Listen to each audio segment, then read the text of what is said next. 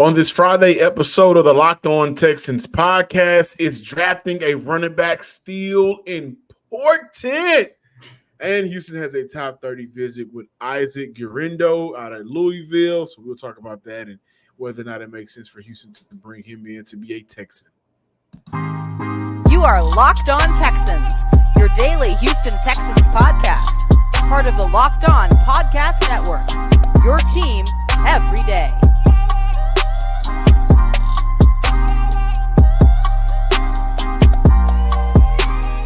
Welcome,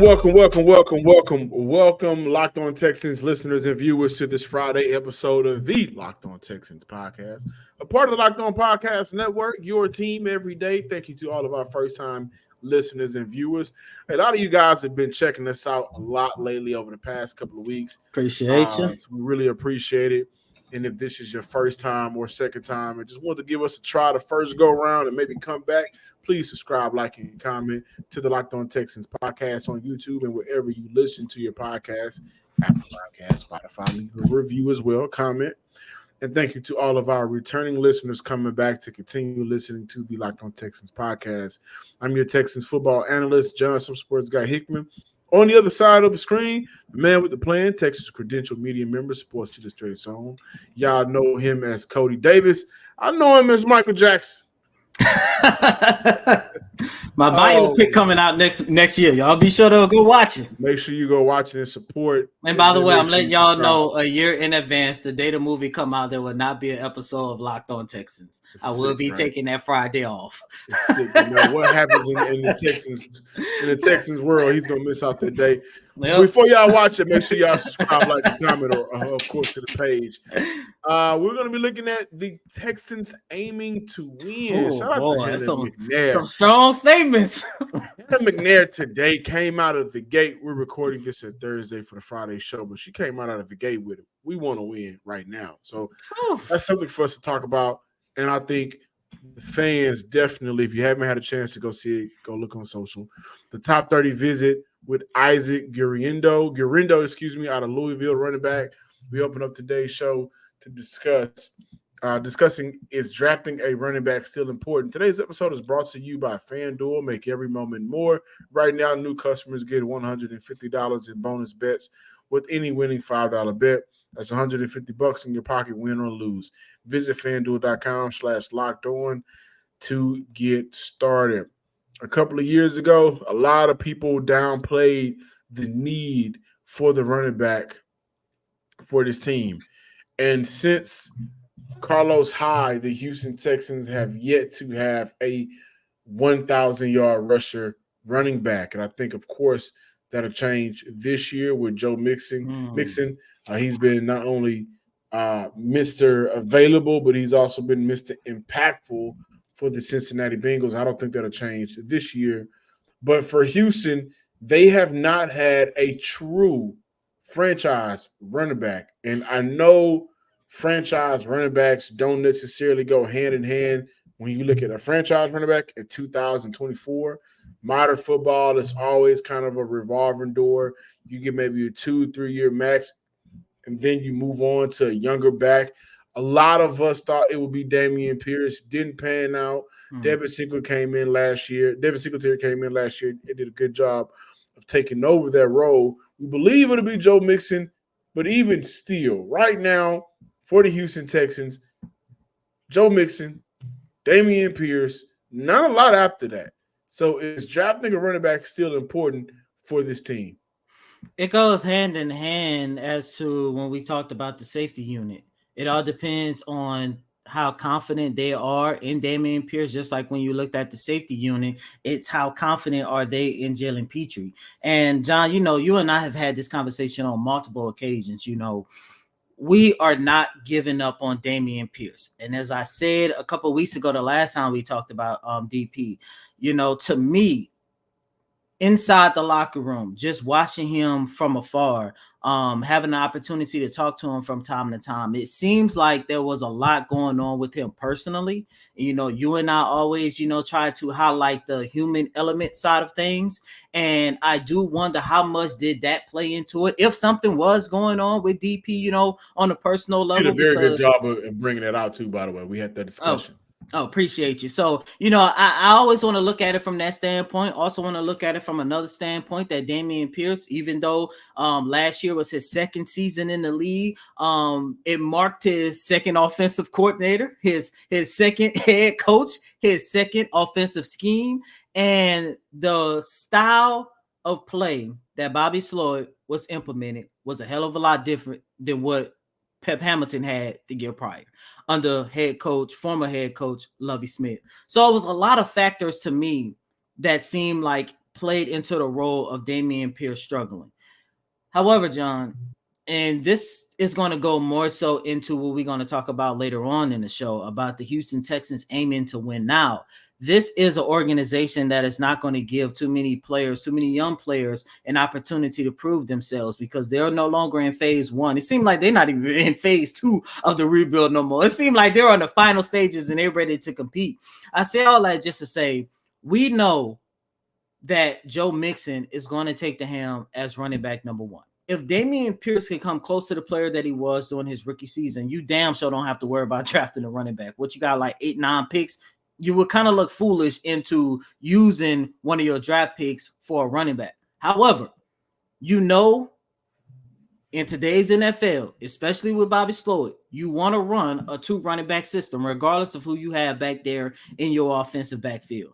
If Dameon Pierce did not give this organization or have not given this organization the confidence saying, we could trust him as RB2, then I would say they're definitely going to place a lot of emphasis into diving heavily into that running back position. It all depends on Dameon Pierce. And it's kind of unfortunate because they really don't have that much time. Not only do they not have that much time, I mean, when you look at the running back group right now, you have J.J. Taylor. Mm-hmm. This will be his 4th year. Last ran the ball in 2022. Actually, this will be J.J. Taylor's 5th year. The last time he played football for the New England Patriots, 1 game, 10 carries, 9 yards, and that's for that season. Before that, in 2021, 5 games, 19 carries, 37 yards, 1.9 yards per rush. And never gave New England anything in terms of a receiver. If you look at some of maybe his most impactful moments, you'd have to go all the way back to 2020. 6 games, 23 carries, 110 yards, 4.8 yards per carry. Outside of that, you have a disappointing sophomore running back in Dameon Pierce when we look at his season last year. And you have Jared Dokes, who, Houston brought on last year, never really got an opportunity to do anything. For Houston, he was drafted in 2021 as a 7th rounder. So, this is still a pretty weak running back room right now, aside from Joe Mixon. I don't think it's going to take for them to get to the week before the draft. I think they have a big board of players through 7 rounds, and this is a team with 3 7th rounders. We talked about how we don't believe Houston will stay with 3 7th rounders. Like, I don't think, stop me if I'm wrong, Cody, do you think that they're going to use 3 of those draft picks? No, that's not going to happen. No. That's not happening. So, for a team that has put emphasis on depth, right? What depth do they really have right now? That's why I said it all depends on DP. Well, and it does, but I think DP is a player that, though we want him to get that role in that spot, in America, you need insurance. And when you don't have insurance, when something bad happens, you pay for it. Houston don't want to get caught with just, liability. They need full coverage. They need if something bad happens, God forbid, they got somebody that they believe in. And, I'm going to pose a question to you, listeners, as well. So, can you fully say, I believe in him going into year 3? Combine that with your head coach didn't draft you. So I do believe for Houston, drafting a running back is still important. Do I think it's as important as corner, as safety, as linebacker? Not corner and safety. You can make a case that the linebacker group and the running back group, opposite sides of the ball, same situation. You may got a guy here that you really like, but outside of that, outside of Christian Harris and Aziz Al-Shaair, who else can you really count on? Outside of Joe Mixon and the rookie year of Dameon Pierce, which is a long time ago, who can you count on? Who can you run to when you need yards? To answer your question, I had to. I love that, by the way. Run to when I need yards. I love that, by the way. But to answer your question, John, at this very moment, April 11th, 2024, as much as I love DP, I'm going to say no, I do not trust him. Plus, when you was talking, I also thought about this. How much will the Texans actually play around with the idea of moving on from DP from the running back group and using him as your return specialist? That's that. If he's on that roster, no, using him as the return specialist. I think that going into this year, Dameon Pierce should be the kickoff return man. Punt return, kickoff return. Maybe not punt return, but specifically kickoff return with these new rules that the NFL is putting in place. You may be able to use him, but he could be a different weapon for you guys. I mean, once he gets ahead of steam, a lot of guys were making business decisions on whether or not they want to tackle him or not. And he's seeking that contact once he's able to get to the second and third level, right? His issue has been whether it's been the offensive line not doing a good job or him missing, roles and visions or whatever you want to say, his vision. His issue has been not being able to get ahead of steam rolling because of getting hit in the backfield or missing the cutback. Kickoff return is where you can see him thrive. Back to the running back role, though, if he's on that roster, he's a running back still at the end of the day. So I do think it comes down right now whether or not we need to address RB3 or, like you mentioned, RB2. Maybe he is an RB3, and maybe we do need to bring in an RB2. Is Isaac Guerendo that player?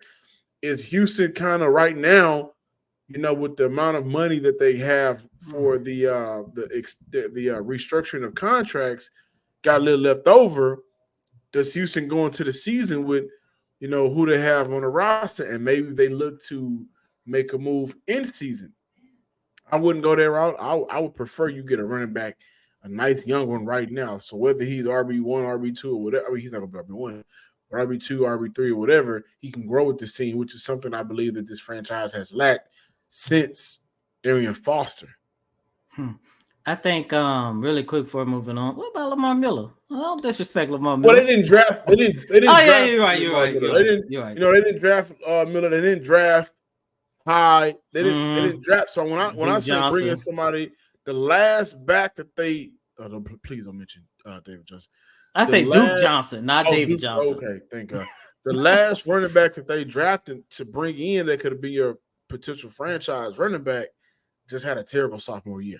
Yeah, and to go back to your point, like I agree, as long as he's on this roster, he's still going to have that running back role, that running back title. However, John, to me, I feel like if D'Amico and Bobby Slowick, if they have an opportunity and they draft a running back that probably fits, that they feel fits their need better, I could definitely see them moving on and making Dameon Pierce as your primary kick returner more so than RB2. That's just me. That's the way I see things.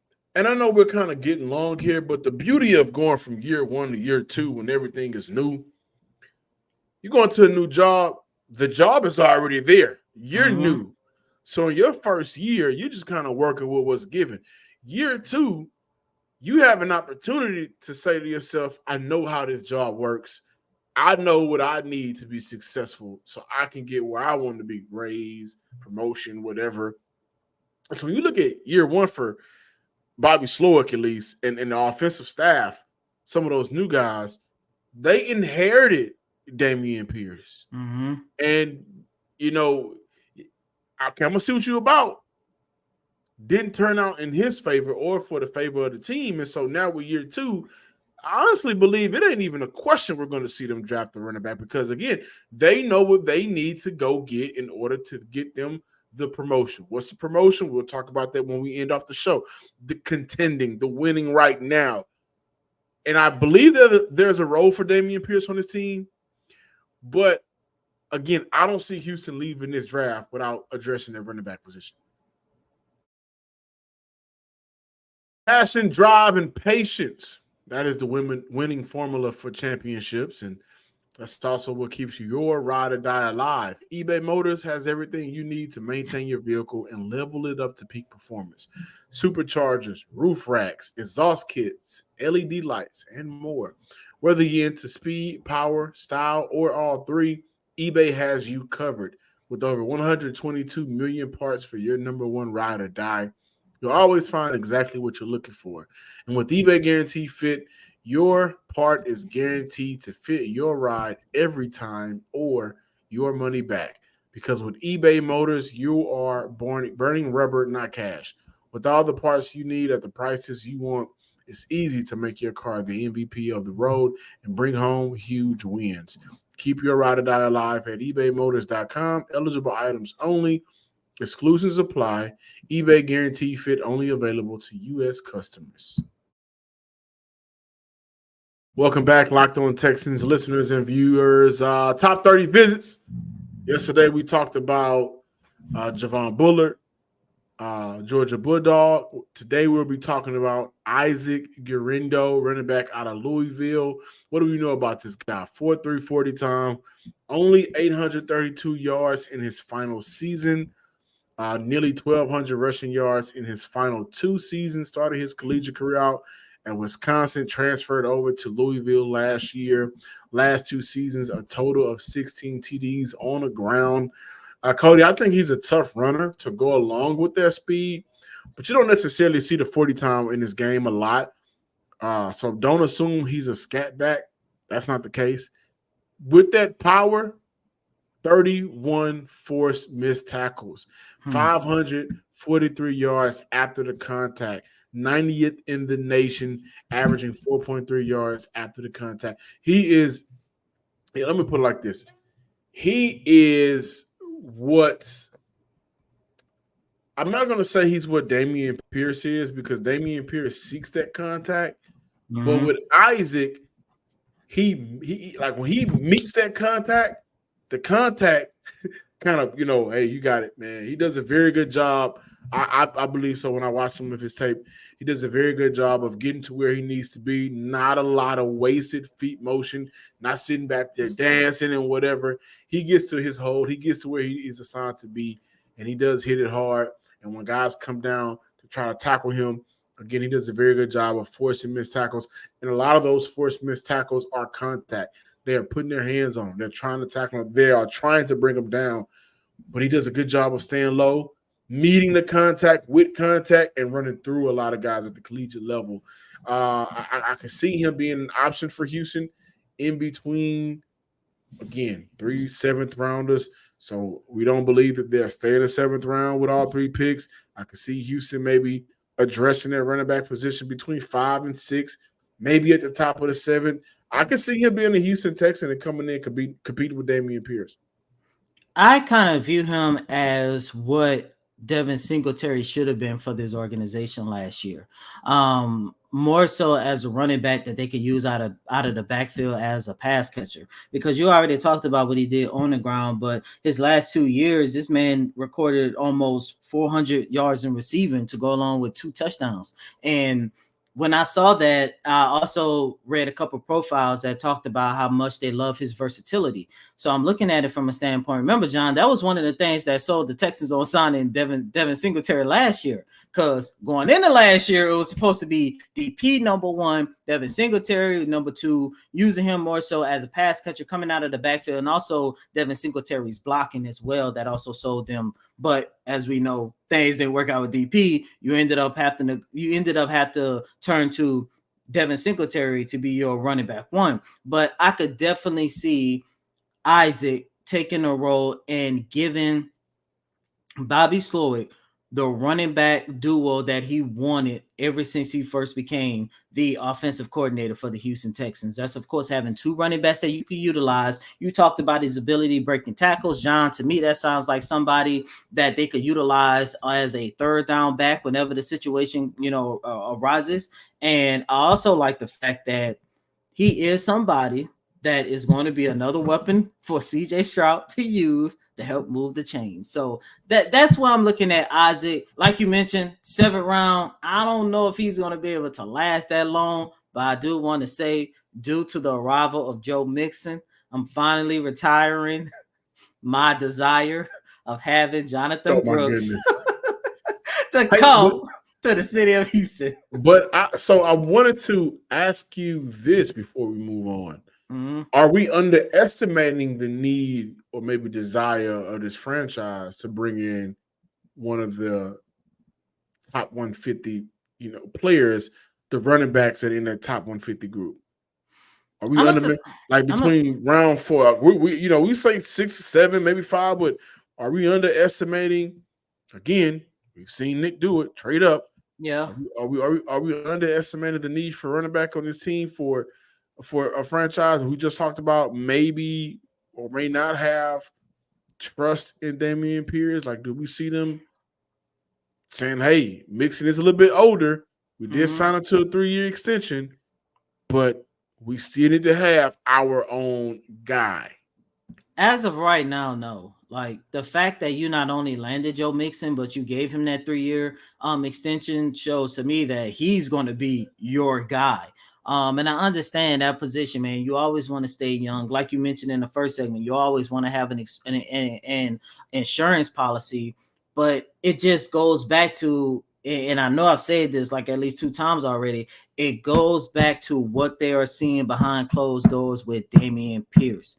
That's where all of this comes at. And look, at even if you don't have trust in Dameon Pierce, to me at least, drafting a running back at least before the 6th round is more so of a risk.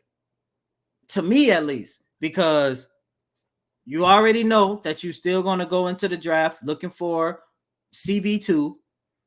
We talked about safety on yesterday. You just mentioned the linebackers. That's 3 positions right there that's more important than what they need in a running back. And I even though I wonder how they view the tight end position too right now. I was going to say that. Yeah. I was going to say that, like, and maybe that's a conversation we could pick up tomorrow. Like, when we look at the offensive side of the ball, yeah, you don't have to worry about wide receiver as of right now because, the trade that you got for Stephon Diggs, but the tight end core is still going to be very important. And look, everything that we said about Dameon Pierce, about how much faith that you have in him, tomorrow we could turn around and say the same thing about Brevin Jordan. How much faith do you have in him that he's going to continue to build off the success? So just right there alone, that's 4 positions that I can point to say that the Houston Texans need to make sure they address before they get to the running back position.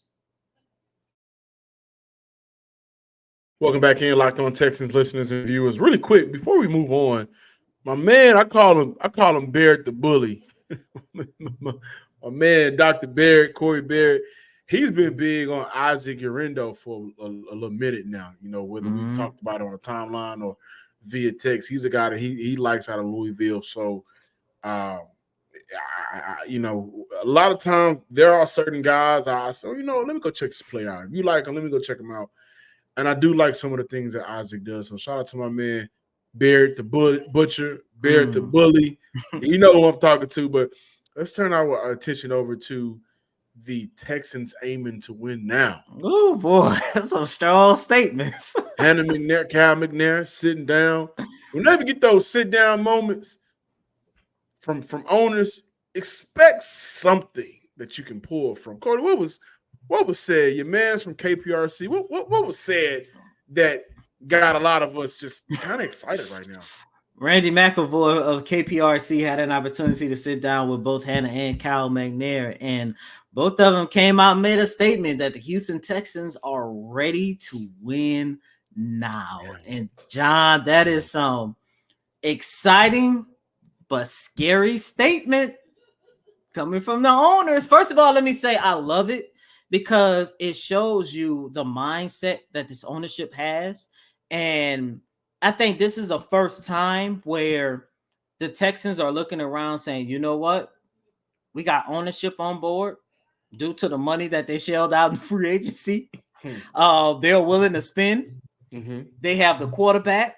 They Mm-hmm. have the head coach. They have the Mm-hmm. play caller. They have the Mm-hmm. culture. They have the Mm-hmm. fans behind them. And the Yep. reason why I'm pointing all of this out, because in the past, it always seemed like the Texans will have missing something. They was missing something. I mean, let's just go back to the last regime. I mean, Deshaun and them was the quarterback. You had the players. You had the fans. Don't really know what ownership was at the time, but you didn't have the head coach. You damn sure didn't have the play caller. I think this is the first time that the McNairs are sitting back thinking to themselves, you know what? We finally have all the ingredients. It's the perfect gumbo to make a real run. That's the exciting part. The perfect gumbo. The scary part is, John. Yeah. They're going to have a target on their back.